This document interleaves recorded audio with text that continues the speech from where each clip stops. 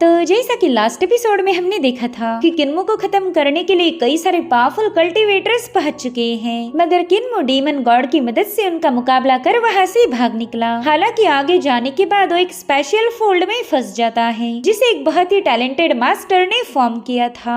किन्मो तुरंत ही समझ जाता है कि ये बंदा उसे मारना चाहता। साथ ही वो मास्टर उसे बताने लगा कि आज मैं अपने साथियों के साथ मिलकर एक डीमन का शिकार करने वाला हूँ। अब किन्मो वहाँ से भाग नहीं सकता था, तो वो भी उसी टाउन में स्टे करने के लिए रुक जाता है। वो जानता था कि आज कई सारे लोग उसे मारने आएंगे, इसलिए उसने वहाँ पर ग्रैंडपा डेफ की मास्टरपीस पेंटिंग को टांग दिया। अब वो पेंटिंग कितनी ज्यादा भयानक थी और उसका कहर हमें आज के एपिसोड में देखने को मिलेगा। अब आगे तो इस एपिसोड की शुरुआत उसी सीन से होती जहाँ पर लू वेंशु अचानक से खामोश हो गया। पूशान तुरंत ही जाकर उससे पूछने लगा कि अब तुम्हें क्या हो गया, मगर तभी लू वेंशु की आंखों से खून बहते हुए उसकी लाश वहीं पर गिर जाती है। पूशान तो ये सब देखकर काफी ज्यादा पैनिक हो गया और तुरंत ही अपने साथियों को बताने लगा कि अब हम सभी को काफी ज्यादा केयरफुल रहना पड़ेगा। मेरे ख्याल से इस किन्मो ने अपने रूम में किसी पावरफुल बंदे को छुपा के रखा है। मेरे ख्याल से वो बंदा काफी भयानक तलवारबाज होगा जिसने इतने दूर से ही वेंशु का काम तमाम कर दिया।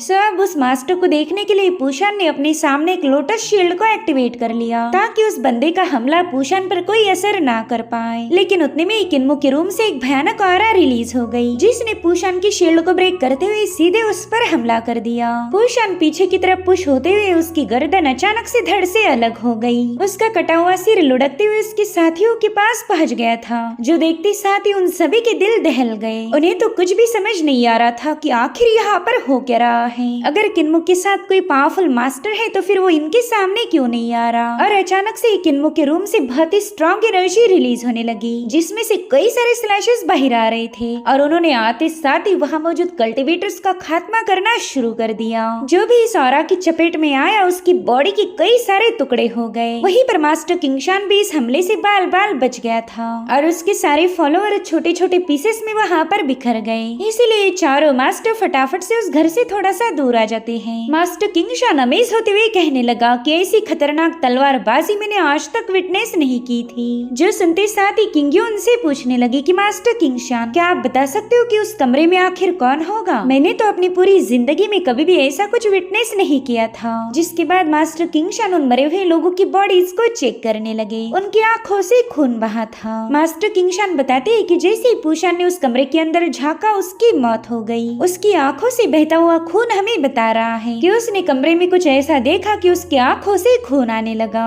और फिर उस नजारे को देखने के बाद ही पूशान पर तलवार से हमला हो गया। ये हमला भी इतना सटीक था कि पूशान की गर्दन कटकर नीचे गिर गई। मगर मैं भी अंदाजा नहीं लगा सकता कि आखिर उस कमरे में ऐसा कौन होगा। वो कौन सी ऐसी चीज है जिसने बिना कोई हरकत किए ही इतने सारे लोगों को मार दिया। और अब मास्टर किंगशान अपने स्पिरिचुअल सेंसेस का इस्तेमाल करते हुए उस रूम के अंदर चेक करने लगा। वहाँ पर उसे एक जलने वाली कैंडल और एक पेंटिंग नजर आती है, लेकिन किंगशान में भी इतनी हिम्मत नहीं थी कि वो उस पेंटिंग को पूरा देखे। उसने तुरंत ही अपनी आंखें बंद कर ली और उतने में उनका एक साथी काफी ज्यादा भड़क जाता है। वो कहने लगा कि उस हेवनली डीमन सेक्ट के लीडर ने हमारे इतने सारे साथियों को स्लॉटर कर दिया। अब मैं तो उस कमीने को बिल्कुल जिंदा नहीं छोड़ूंगा। और इतना कहते साथ ही उस बंदे ने अपने धर्मा फॉर्म को एक्टिवेट कर लिया था। वो कह रहा था कि मैं अपने एक ही पंच में उस कमरे के साथ साथ किन्मो का भी नाम और निशान मिटा दूंगा। यहाँ पर मास्टर किंगशान उसे बता रहे थे कि चाहे कुछ भी क्यों ना हो जाए तुम उस पेंटिंग को हाथ नहीं लगाओगे। लेकिन वो बंदा उनकी एक नहीं सुनता। उसने तो बड़े ही जोश के साथ उस रूम के डोर पर पंच हिट कर दिया,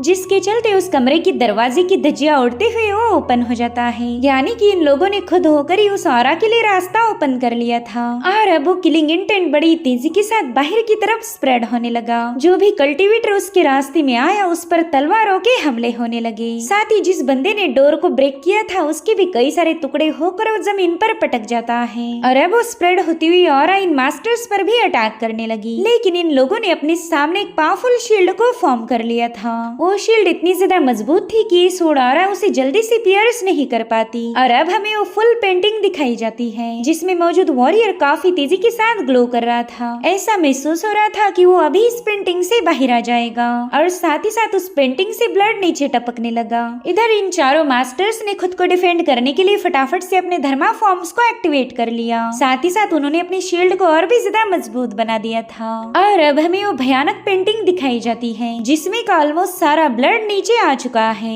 उस पूरे कमरे में डरावना सा माहौल बन चुका था। वहीं पर हम ड्रैगन किलिन और हुलिंग को देख पाते हैं जो कि इस ब्लड के टपकने की आवाज सुनकर ही काफी ज्यादा डर गए थे। इन दोनों को लग रहा था कि अपनी आंखें खोलकर इस नजारे को देखा जाए, लेकिन अगर उन्होंने ऐसा किया तो फिर ये नजारा उनकी जिंदगी का आखिरी नजारा साबित होगा। और अब हमें ग्रैंडपा डेफ ने बनाई हुई पेंटिंग का एक क्लोज लुक दिखाया जाता है। उसमें अचानक से ही जान आ गई और अब वो सोड कल्टीवेटर बड़े ही खौफनाक तरीके से उस पेंटिंग से बाहर आने लगता है। ऐसा लग रहा था कि मानो खून से राइज हुआ है। वहीं पर किन्मो ने अपनी आंखें बंद करी थी। वो भी इस नजारे को देखना चाहता था, लेकिन ऐसा करना जानलेवा साबित होगा। हुलिन और ड्रैगन किलिन को भी आवाज आ रही थी कि उनके कमरे में कोई आ चुका है। और अब हमें उस सोड कल्टीवेटर का बहुत ही शानदार फॉर्म दिखाया गया। गाइस, ये कोई और नहीं बल्कि सानलाओ विलेज के चीफ थे। उन्हें सोड एम्परर के नाम से भी जाना जाता था। जवानी के दिनों में उन्हें सोड गॉड या फिर सोड एम्परर के टाइटल से नवाजा जाता था। और अब वो अपने किलिंग इंटेंट को रिलीज करते हुए बड़े ही शान के साथ आगे बढ़ने लगे। उनके बढ़ते हुए कदमों के साथ वहाँ पर समंदर फॉर्म हो चुका था और ये कोई पानी नहीं बल्कि खून का सैलाब था। उनके पीछे मुर्दों के बादल बन गए जिन्हें इस सोड कल्टीवेटर ने अकेले ही मार दिया था। वेल, ऐसे खौफनाक नजारे को देखने के बाद तो इन मास्टर्स की हालत खराब हो गई थी। वहीं पर वो सोड कल्टीवेटर खून के समंदर को लांघते हुए उनकी तरफ आगे बढ़ रहा था। बस कुछ ही देर की बात थी, फिर इन लोगों का खून भी इस समंदर का हिस्सा बनेगा और इनके कटे हुए शरीर भी इन बादलों को और थोड़ा सा बड़ा कर देंगे। और अब उस कल्टीवेटर ने अपनी तबाही मचाना शुरू कर दी। उसने अपनी सोड को स्पिन करते हुए अपने सामने आने वाले हर एक बंदे पर अटैक कर दिया था। उनके जिस्म के साथ साथ वहाँ के घर भी ब्रेक हो रहे थे। सो ऐसे भयानक स्लैशेस को देखने के बाद हमें अंदाजा आ ही जाता है कि वो सोड एम्परर कितने ज्यादा पावरफुल होंगे। उन मास्टर्स की लाशों के चिथड़े हवा में उड़ रहे थे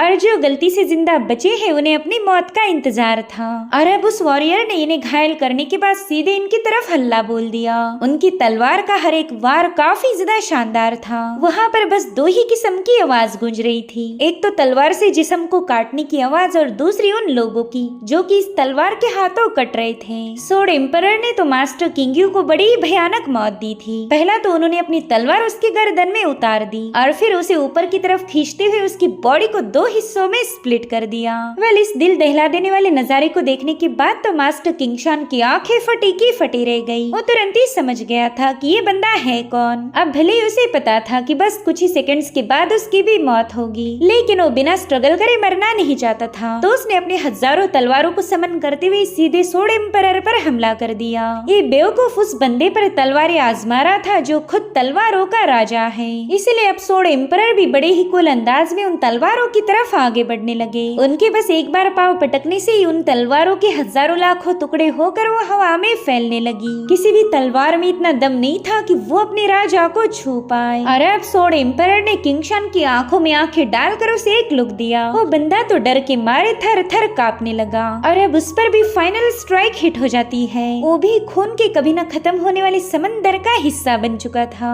और अब यहाँ पर सोड एम्परर हमें अपनी पोएम सुनाने लगा। इस कविता में उनकी जिंदगी का दुख भरा था। वो कहने लगे कि माउंटेन्स एंड रिवर तो कभी भी नहीं बदलते, लेकिन मेरा दिल अब बदल चुका है। जिसमें पहले खुशियाँ थी वो अब खामोशी के अंधेरे में डूब चुका। साथ ही हमें वो आखिरी बैटल दिखाई गई जिसमें सोड एम्परर ने पार्टिसिपेट किया था। उन हजारों लाखों सिपाहियों के बीच अकेले चलते हुए सोड एम्परर कहने लगे कि यहाँ पर मैं दाएं देखूं या बाएं देखूं, मुझे मेरा गांव मेरा घर नजर नहीं आ रहा। मेरे अपने लोग मारे जा चुके और यहाँ पर जो लोग हैं उन्होंने बस मेरे लोगों जैसे कपड़े पहने, मगर वो मेरे अपनों की जगह नहीं ले सकते। और अब ये सीन यहीं पर कट होकर हम सोड एम्परर को देख पाते हैं जिन्होंने अपना काम पूरा करने के बाद वो आराम से बैठे हुए थे। साथ ही वह फैला हुआ खून का समंदर अब वैनिश हो चुका। सोड एम्परर ने जैसे एक स्नोफ्लेक्स को कैच किया, उनके हाथों से स्याही नीचे गिरने लगी। आफ्टर ऑल वो बस एक पेंटिंग थे, एक ऐसी पेंटिंग जो पूरी दुनिया का खात्मा कर सकती। सो ये है किन्मो के ग्रैंडपा डेव की आर्ट का कमाल। उन्होंने एक जीते जागते इंसान की सारी स्किल्स और आर्ट को एक पेंटिंग में कैद कर लिया था। मुझे नहीं लगता कि उनके जैसा कोई टैलेंटेड आर्टिस्ट इस दुनिया में मौजूद होगा। अरब सोड एम्पर ने सीधे जाकर उस पेंटिंग को हाथ लगाया। उनके ऐसा करते साथ ही वो स्याही बनकर नीचे गिर गए थे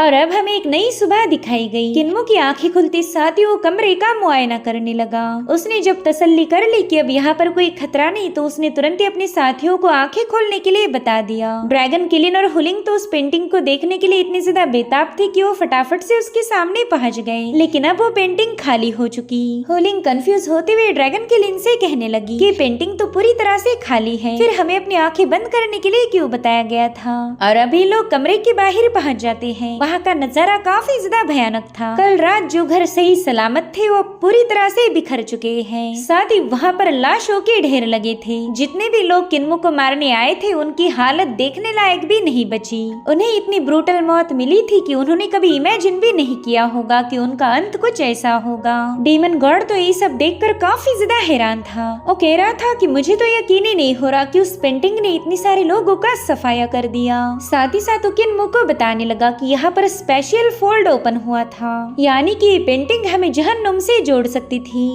जिस पर किन्मो बताने लगा कि जब मेरे ग्रैंडपा डेफ ने इस पेंटिंग को बनाया था तब उन्होंने ग्रैंडपा चीफ की सोल की शैडो को इसमें ऐड कर दिया। सिर्फ उनके सोल की परछाई अगर इतनी ज्यादा पावरफुल हो सकती है तो तुम अंदाजा लगाओ कि मेरे ग्रैंडपास कितने ज्यादा भयानक होंगे। जिस पर डीमन गॉड कहने लगा कि इस दुनिया में बस ऐसी 3 ही पेंटिंग एग्जिस्ट करती, इसलिए मुझे ज्यादा डरने की कोई जरूरत नहीं। अगर मैं अपने ट्रू फॉर्म को यहाँ पर डिसेंड कर पाया तो फिर इस दुनिया का कोई भी पावरफुल से पावरफुल बंदा मुझे हरा नहीं सकता। लेकिन अब मैंने अपना इरादा बदल दिया है। मैं इस दुनिया में कभी पाँव नहीं रखूंगा। मगर तुम इतने ज्यादा जिद्दी हो कि तुमने मुझे इस टीन के डिब्बे में कैद करके रखा, तो क्यों ना तुम अपनी सील को हटाकर मुझे आजाद करो। मैं इस दुनिया से जाना चाहता हूँ। जिस पर किन्मो कह रहा था कि अगर मैंने तुम्हें आजाद किया तो बताओ मुझे इस बात की तसल्ली कैसे होगी कि तुम वाकई इस दुनिया से जा चुके हो। तुम तो कहीं पर भी छुपकर अपने ट्रू फॉर्म को यहाँ पर समन कर सकते हो। फॉर एन एग्जाम्पल, तुमने इन लाशों को देखते साथ ये पता कर लिया कि यहाँ पर एक स्पेशल फोल्ड ओपन हुआ था। तुमने ये अंदाजा लगा लिया कि पेंटिंग के अंदर हेल के दरवाजे को ओपन करने की ताकत थी। तो हो सकता है ऐसी किसी ट्रिक का इस्तेमाल करके तुम अपने असली फॉर्म को यहाँ पर समन करो। तुम्हारे दिल में मेरे लिए नफरत है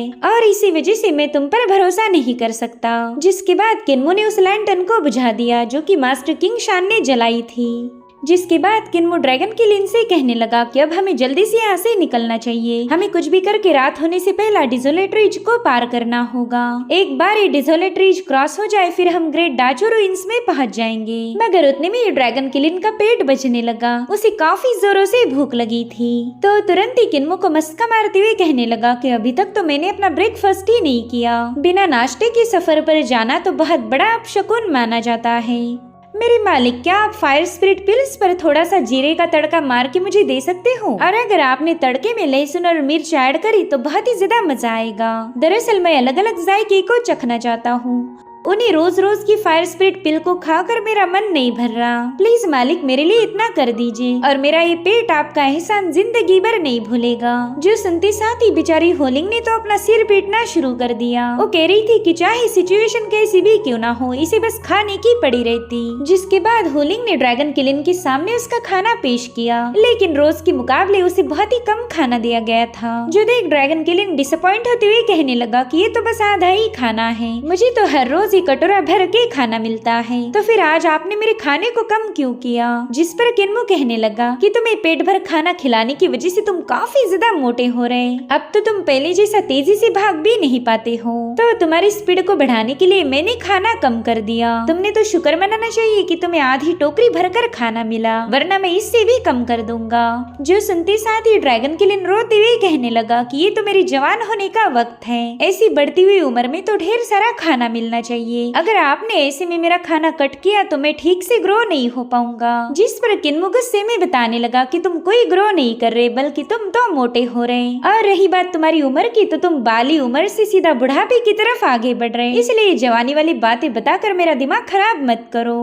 जरा खुद को चिमटी काटो और देखो तुम कितने ज्यादा मोटे हो गए। पहला तो मैं बड़े ही आराम से तुम्हारी बॉडी में मौजूद हड्डियां गिन सकता था, लेकिन अब तो ऐसा लगता है कि तुम्हारी बॉडी में हड्डियां ही मौजूद नहीं। तो ड्रैगन किलिन अपने डिफेंस में कहने लगा कि मेरी बॉडी थोड़ी सी अलग है। अगर मैं ठंडा पानी भी पीऊं तो भी मेरी बॉडी काफी ज्यादा फूल जाती। अब इसका मतलब ये तो नहीं कि मैं मोटा हो गया। जो सुनते साथ ही हुलिंग कहने लगी, अच्छा तो तुम ठंडे पानी से भी मोटे हो सकते हो, फिर तो तुम्हें खाना देने की कोई जरूरत ही नहीं पड़ने वाली। कोई बात नहीं, मैं अभी ये सारी पिल्स गायब करके तुम्हारे लिए ठंडा पानी भर देती हूँ। जो सुनते साथ ही ड्रैगन किलिन ने फटाफट से अपना कटोरा साइड में हटा दिया। वो कहने लगा कि पहला मैं काफी ज्यादा भूखा रह चुका हूँ और इसीलिए अब मुझे जब भी खाना मिलता है तब मैं कोशिश करता हूँ कि ज्यादा से ज्यादा खाना ठूस सकूँ। खैर अब तुमने मेरा आधा राशन तो कम कर दिया, लेकिन इससे ज्यादा और कम मत करना। एक पिल भी कम की तो मैं सीधा हड़ताल पर चला जाऊंगा। मेरे ख्याल से तुम ही वो पर्सन हो जो मुझे भूखा मारना चाहती। तुमने ही मालिक के कान भरे होंगे।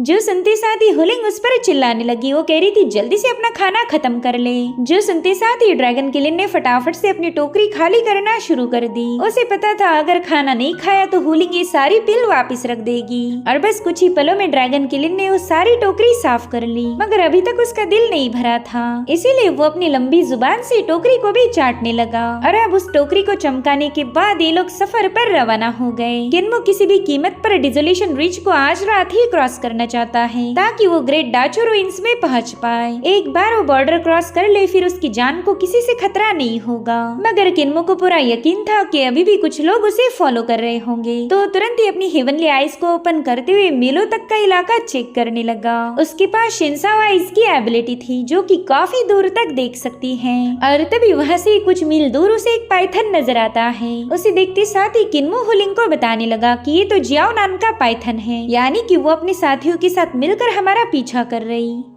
बस कुछ ही देर की बात है और वो लोग यहाँ पर पहुँच जाएंगे। इसलिए किन्मो ने ड्रैगन किलिन को हुक्म दिया कि जल्दी से अपनी स्पीड बढ़ाओ। तो ड्रैगन किलिन और भी तेजी के साथ भागने लगा। वहीं पर हुलिंग गुस्से में कह रही थी कि ये लोग तो एक नंबर के वेल्ले हैं, इन्होंने तो घर जाकर नए साल को सेलिब्रेट करना चाहिए, मगर ये लोग तो मेरे मालिक को मारने के लिए इतने ज्यादा ऑब्सेस है कि बिल्कुल भी पीछा नहीं छोड़ रहे। जिस पर किन्मो हुलिंग को जवाब देता है कि वो लोग सिर्फ मुझे ही मारना नहीं चाहते, बल्कि उनके निशाने पर तो यांग कांग का एम्परर भी है। अभी सुनकर ही हुलिंग के तो होश ही उड़ गए। एक एम्परर को खत्म करना एक बहुत बड़ी साजिश थी। किन्मो बताता है कि ये लोग एम्परर को मारकर क्राउन प्रिंस को तख्त पर बिठाना चाहते हैं ताकि वो बंदा इंपीरियल एडवाइजर ने जितने भी बदलाव किए थे उन सबको हटा दे। क्राउन प्रिंस तो इन सभी के हाथ का पपेट है, फिर इस दुनिया में वही होगा जो मेजर फैक्शंस की मर्जी होगी। उन्हें इंपीरियल एडवाइजर के वापिस आने से पहले ही इस काम को अंजाम देना है।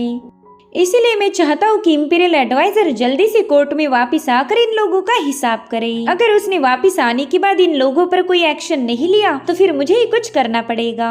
इंपीरियल एडवाइजर क्राउन प्रिंस को खत्म करने में फेल हुआ तो मैं अपने हाथों से उस क्राउन प्रिंस का काम तमाम करूंगा, और फिर क्राउन प्रिंस को खत्म करने के बाद मैं इंपीरियल एडवाइजर के सामने एक ऑफर रखूंगा। उसे हमारे हेवनली डीमन सेक्ट को ज्वाइन करना होगा, फिर वो भी हमारे चारों हेवनली किंग्स में शामिल हो जाएगा। मगर जहाँ तक मैं जानता हूँ एक एम्परर को खत्म करना इतना आसान तो नहीं होने वाला। और साथ ही मुझे ये भी समझ नहीं आ रहा कि आखिर इंपीरियल एडवाइजर गया कहाँ पर। यांगकांग में इतना कुछ हो गया, पूरा यांगकांग बर्फ के नीचे दफन है, लेकिन अभी तक इंपीरियल एडवाइजर वापिस नहीं आया। मुझे समझ नहीं आ रहा कि एडवाइजर कोई रेजोल्यूशन ढूंढने गए हैं या सिर्फ वो छुप रहे हैं। और अभी सीन यहीं पर कट होकर हमें कोजी रीच का भयानक फॉरेस्ट दिखाया गया। किन्मो अपने साथियों के साथ इस फॉरेस्ट में पहुंच चुका था। उसने नोटिस किया कि यहाँ की पेड़ों पर एक भी पत्ता मौजूद नहीं। ऐसा लग रहा था कि मानो किसी ने इनका लाइफ एसेंस पूरी तरह से ड्रेन कर दिया। साथ ही वहाँ पर बड़ी ही अजीब सी ऑरा महसूस हो रही थी। तो किन्मो अपने साथियों को बताने लगा कि यहाँ पर कुछ तो अजीब जरूर है, हम सभी को अब काफी चौकन्ना रहना पड़ेगा।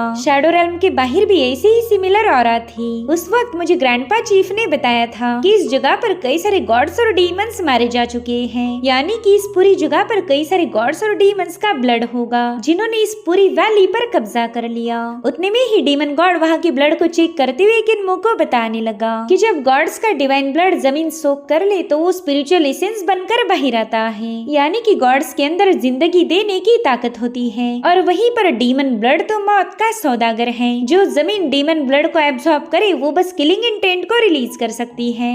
और शायद उसी डिमोनिक एसेंस ने यहाँ मौजूद हर एक पेड़ पौधे को खत्म कर दिया। ये जगह तो मुझे काफी ज्यादा दिलचस्प लग रही। यहाँ पर डिवाइन ब्लड के साथ साथ डीमन ब्लड भी मौजूद है, यानी कि अच्छाई और बुराई एक ही जगह पर एग्जिस्ट करती।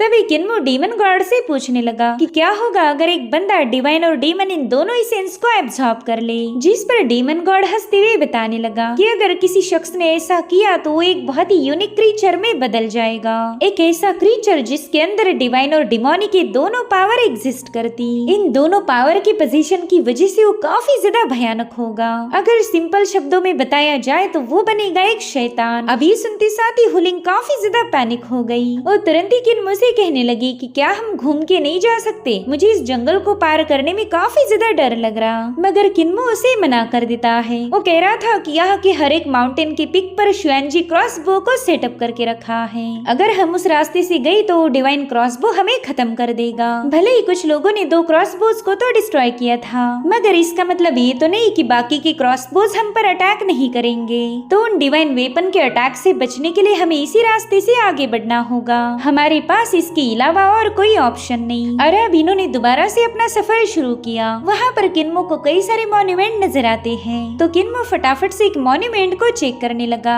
दरअसल उस पर कुछ इंस्क्रिप्शन लिखे गए थे, जिन्हें नोटिस करते साथ ही किन्मो पहचान जाता है कि ये तो उनके हेवनली डीमन सेक्ट के डीमन सीलिंग इंस्क्रिप्शंस हैं। तो वो अपने साथियों को बताने लगा कि कई सौ सालों पहले हमारा हेवनली डीमन सेक्ट इसी रूट से ट्रैवल करता था। तो उसी वक्त हमारे डिसाइपल्स ने इन मॉन्यूमेंट को एस्टेब्लिश किया होगा ताकि वो यहाँ मौजूद खतरनाक डीमंस को ट्रैप कर सके। भले उन्होंने इन डीमंस को सील तो किया, मगर वो अभी भी जिंदा है। और तभी हम देख पाते कि वहाँ मौजूद रूट्स अपने आप एक्टिवेट होकर किन्मो का पीछा कर रहे। किन्मो का इन पर बिल्कुल भी ध्यान नहीं था और उतने में किन्मो को उनकी आहट हो गई। लेकिन जैसे उसने पीछे मुड़कर देखा, वहाँ पर कोई नहीं था, इसलिए किन्मो वहाँ से आगे बढ़ जाता है। लेकिन उसके आगे बढ़ते साथ ही वहाँ का एक मॉन्यूमेंट अपने आप शेक होने लगा। और अब थोड़ी देर ट्रैवल करने के बाद किन्मो एक लेक के सामने पहुँच जाता है। हम देख पाते हैं कि यहाँ पर तो ढेर सारे स्टोन मॉन्यूमेंट सेटअप किए गए हैं। हुलिंग तो इस नजारे को देखते साथ और भी ज्यादा पैनिक हो गई। वो कह रही थी कि यहाँ पर इतने सारे मॉन्यूमेंट है कि ऐसा लग रहा पूरी की पूरी डिमोनिक realm यहाँ पर दफन है। और उतने में अचानक से उन्हें किसी के चिल्लाने की आवाजें आने लगी। एक बंदी किन्मो के सामने मदद की गुहार लगाने लगी। वो कह रही थी प्लीज मुझे बचा लीजिए। साथ ही साथ वो पानी से बाहर आने के लिए काफी ज्यादा स्ट्रगल करती है, मगर वो बिल्कुल भी उस लेक से बाहर नहीं आ पा रही थी। ड्रैगन किलिन कहने लगा कि अरे देखो वहाँ पर तो लड़की नहा रही है, जिस पर हुलिंग बताती है कि उसे नहाना नहीं बोलते, उसे बोलते हैं डूब जाना। तो ड्रैगन किलिन भी अपना दिमाग चलाते हुए कहने लगा कि अगर ये डूब रही होती तो इसने कपड़े पहने रहते, मगर ये तो बिना कपड़ों की पानी में चली गई। और लोग तो बिना कपड़ों के तभी पानी में जाते हैं जब उन्हें नहाना हो। इधर वो बंदी जोर जोर से चिल्लाते हुए किन्मो से मदद मांग रही थी कि प्लीज यहाँ आकर मुझे बचा लीजिए। और उतने में वहाँ के दरख्त की जड़ें सीधे पानी में उतर जाती है। उन्होंने बड़ी ही तेजी के साथ जाकर उस बंदी को जकड़ लिया था, जो देखते साथ ही वो बंदी पैनिक होते हुए किन्मो को बताने लगी कि इस पानी के नीचे डीमन है, मैं उसके हाथों मरना नहीं चाहती, प्लीज यहाँ आकर मुझे बचा लीजिए। प्लीज सर प्लीज मेरी मदद कीजिए, वरना मैं बुरी तरह से मारी जाऊंगी। और अब हम देख पाते कि किन्मो की सोल ऑलरेडी उस लेक के नीचे पहुंच चुकी थी और यहाँ पर वही डूबने वाली बंदी उसे ट्रैप करने की फिराक में है। वो कहने लगी कि आप काफी ज्यादा रहमदिल हो जो मेरी मदद करने के लिए यहाँ पहुँच गए। वही दूसरी तरफ ड्रैगन किलिन और हुलिंग भी ये बात समझ गए थे। किन्मो जरा भी हरकत नहीं कर रहा था, वो पूरी तरह से खामोश है। और अब हमें वो खतरनाक डीमन दिखाई जाती है। हर एक वुडन ब्रांच के अंदर उसका शरीर कैद था और अब उसके सारे फॉर्म किन्मो को पुकारने लगे। यहाँ पर वो डीमन उसे सिड्यूस करने की कोशिश कर रही थी। वो उसे टच करते हुए कहने लगी कि आप काफी ज्यादा रहमदिल हो जो मुझे बचाने के लिए यहाँ चले आए। और देखते ही देखते किन्मो पूरी तरह से उसके चुंगल में फंस चुका था।